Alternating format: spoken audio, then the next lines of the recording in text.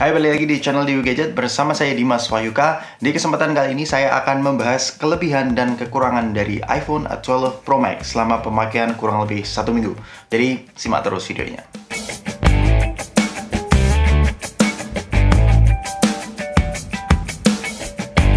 Kita mulai dulu dari kelebihan iPhone 12 series tahun ini. Yang pertama adalah desain dan build materialnya. Tidak bisa dipungkiri iPhone 12 series tahun ini memiliki bahasa desain yang memiliki karakteristik yang sangat kuat sekali. Ini mereka menggunakan desain ikonik ala Steve Jobs, yang mana kita dibawa bernostalgia kembali di iPhone series keempat dan kelima. Dan di iPhone 12 series tahun ini, apalagi yang versi Pro, ini memang frame-framenya dikelilingi oleh stainless steel ya. Ini jadi serasa lebih premium dibandingkan dengan versi non-pro.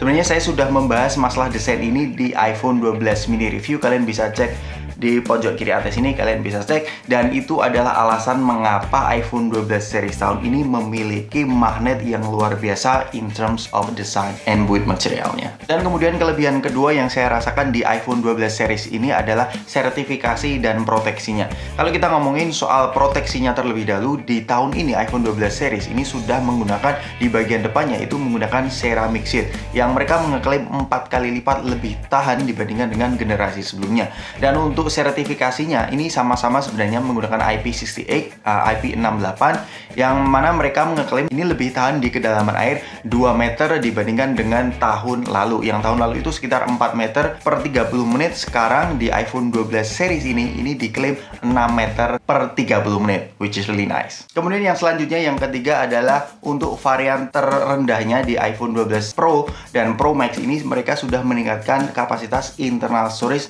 menjadi 128 GB. Ini cukup lumayan ya, memang free space di iPhone 11 yang seri Pro tahun lalu ini 64 itu menurut saya kurang ya. Untungnya di tahun ini mereka sudah meningkatkan kapasitas base modelnya menjadi 128. Kemudian kelebihan keempat yang saya catat di iPhone 12 series tahun ini adalah A14 Bionic. Sebenarnya bukan karena performanya, kalau kita lihat di skor Antutu ya hampir sama ya, setara dengan Snapdragon 865. Dan menurut saya untuk chipset A14 Bionic di tahun ini, jika kalian pengguna A13 Bionic atau iPhone 11 series tahun lalu, ini memang tidak ada perbedaan sama sekali in terms of performance dan multitasking. Tapi yang saya ingin tekankan ke teman-teman adalah teknologi yang dibawa di A14 Bionic. Yang pertama adalah ini A14 Bionic ini sudah mendukung 5 nanometer fabrikasinya. Ini diklaim lebih hemat daya dibandingkan dengan tahun lalu, yaitu 7 nanometer. Dan satu lagi teknologi yang dibawa di A14 Bionic ini sudah mendukung 5G. Dan kemudian kelebihan kelima dari iPhone 12 Pro Max ini adalah iPhone 12 Pro Max ini adalah seri pertama di iPhone yang menggunakan image stabilization. Ini namanya Shift Image Stabilization. Dan di seri adik-adiknya, walaupun 12 Pro itu sudah menggunakan nama Pro, itu belum menggunakan setup yang sama seperti iPhone 12 Pro Max. Dan iPhone 12 Pro Max ini diklaim mempunyai sensor lebih besar, yaitu 47% lebih besar, dan kemampuan battery low light 87% lebih besar. Jadi bagi kalian yang penasaran bagaimana hasil kamera dari iPhone 12 Pro Max, check it out.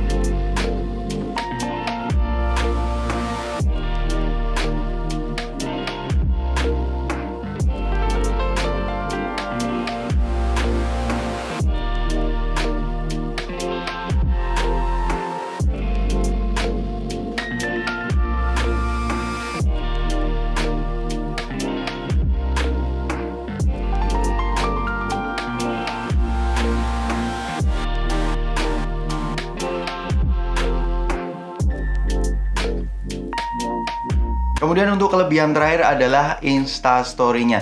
Jadi untuk iPhone memang terkenal bahwa Instastory-nya itu adalah Instastory terbaik, dan di iPhone 12 Pro Max ini karena sudah mendukung perekaman 4K HDR Dolby Vision, memang ketika saya mencoba untuk mengupload 4K HDR Dolby Vision memang ada sedikit efek-efek dramatis ya di Instastory saya. Kalau kalian penasaran bagaimana hasil Instastory-nya, saya sudah mengupload highlight-nya sendiri untuk perekaman HDR Dolby Vision-nya. Kalian bisa cek di @Instagram Dimas Wahyuka, langsung saja cek seberapa bagus Instastory di iPhone 12 Pro Max.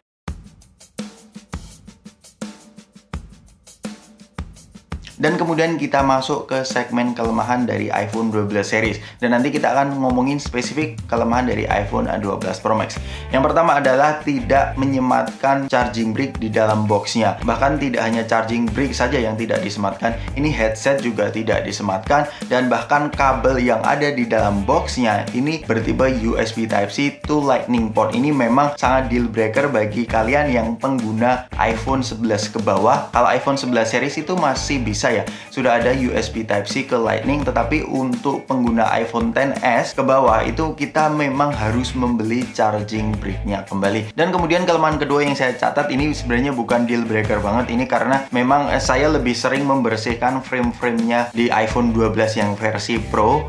Ini karena memang sangat fingerprint magnet banget ya di iPhone 12 yang versi Pro ini. Jadi saya lebih sering membersihkan frame-frame-nya ini kalau dalam kondisi HP-nya tidak dipakai in case. Kemudian kelemahan yang ketiga yang saya rasakan di iPhone 12 Pro Max ini adalah ini ukurannya gede banget guys. Ini walaupun sebenarnya secara kertas ini sedikit naik ya untuk ukurannya dari 6,5 inci ke 6,7 inci.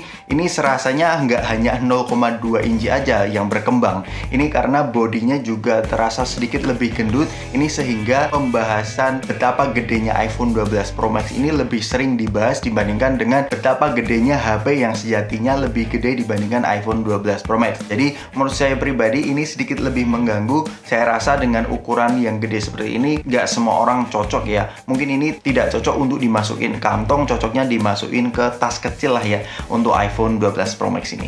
Kemudian yang selanjutnya yang terakhir adalah ini juga menurut saya pribadi menjadi kekurangan karena di tahun ini lagi-lagi iPhone tidak merilis HP line up baru mereka dengan refresh rate 120 Hz. Sebenarnya tidak masalah sih 60 Hz di iPhone itu selalu yang paling smooth, tetapi dengan harga yang cukup mahal, kalau di Indonesia kan iPhone 12 Pro itu lebih dari 20 jutaan. Dengan harga lebih dari 20 juta, mereka masih menahan fitur dari refresh rate tersebut, masih saja 60 Hz. Alright, dan itu saja guys kelebihan dan kekurangan menurut Dewi Gadget, menurut saya pribadi. Dan menurut kalian gimana nih iPhone 12 series di tahun ini?